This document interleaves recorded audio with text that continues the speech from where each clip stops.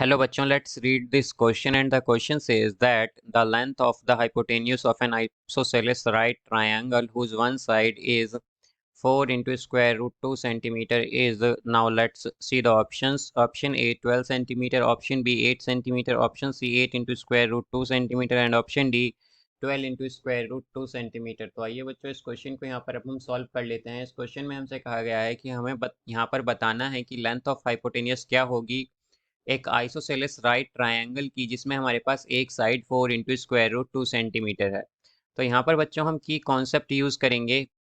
की कॉन्सेप्ट यहाँ पर हम यूज़ करेंगे की कॉन्सेप्ट यहाँ पर हम यूज़ करेंगे that in right isosceles triangle, right isosceles triangle, isosceles triangle, two sides two sides are equal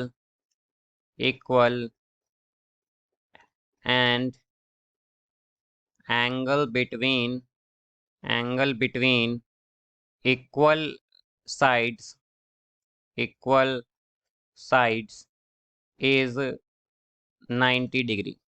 तो हमारे पास बच्चों राइट आइसोसेलेस ट्रायंगल का मतलब ये होता है, ये एक ऐसा ट्रायंगल होता है जिसमें दो साइड जो होती हैं वो इक्वल होती हैं और उनके बीच का जो एंगल होता है वो 90 डिग्री होता है। आइए इसे हम एक डायग्राम से देखते हैं कैसे।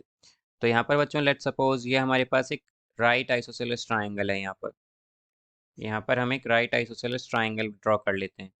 सो लेट्स सपोज यहाँ पर हमारे पास एक राइट आइसोसेलेस ट्रायंगल है इस तरह से। यहाँ पर ये हमारे पास कैसा ट्रायंगल है बच्चों, ये राइट आइसोसेलेस ट्रायंगल है। ये एक राइट आइसोसेलेस ट्रायंगल है। यहाँ पर ये हमारे पास 90 डिग्री है, ये ए है, ये बी है, ये सी है। अब हम मान लेते हैं कि ये हमारे पास एक्स है।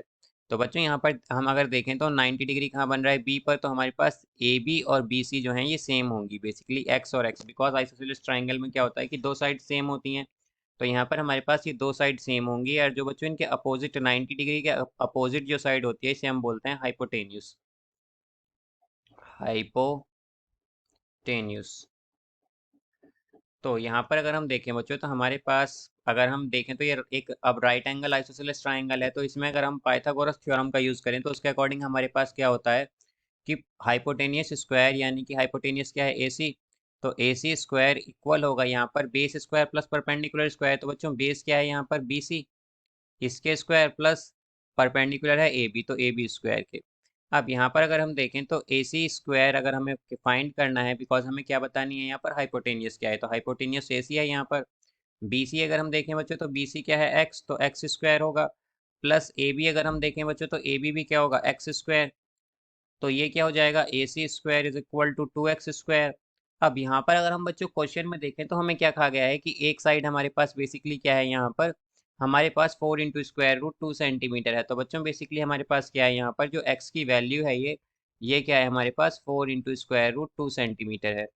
तो हम क्या करेंगे, ये वैल्यू रखेंगे इस इक्वेशन में, या जो हमारे पास यहाँ पर ये ए सी स्क्वायर की वैल्यू आई है इसमें रखेंगे x की वैल्यू। तो ये हो जाएगा 2 इंटू 4 इंटू स्क्वायर रूट 2। तो ये क्या आएगा बच्चों, हमारे पास ये आ जाएगा 2 इंटू 60। यहाँ पर जब बच्चों हम स्क्वायर करेंगे इसका, ये 4 इंटू 2 स्क्वायर है, स्क्वायर रूट 2 स्क्वायर, ये स्क्वायर है हमारे पास। तो ये आएगा हमारे पास, अगर हम देखें तो 4 का स्क्वायर बच्चों 16 होगा, स्क्वायर रूट 2 का स्क्वायर 2 होगा। तो ये 16 इंटू 2 क्या हो जाएगा बच्चों, 32, और 32 यहाँ पर ये हमारे पास फिर 2 है, तो ये क्या हो जाएगा 64। 64। अब बच्चों अगर ए सी स्क्वायर 64 है तो हम क्या कह सकते हैं कि हमारे पास ए सी क्या होगा, 8 सेंटीमीटर हमारे पास बच्चों क्या होगा, ए सी होगा यहाँ पर। तो इसका जो करेक्ट आंसर होगा बच्चों हमारे पास कि हाइपोटेनियस क्या होगी यहाँ पर आइसोसेलेस राइट ट्राइंगल की, तो वो होगी 8 सेंटीमीटर, यानी कि इसका करेक्ट आंसर है option B, 8 centimetre. So I hope you understood it well. Best of luck, thank you.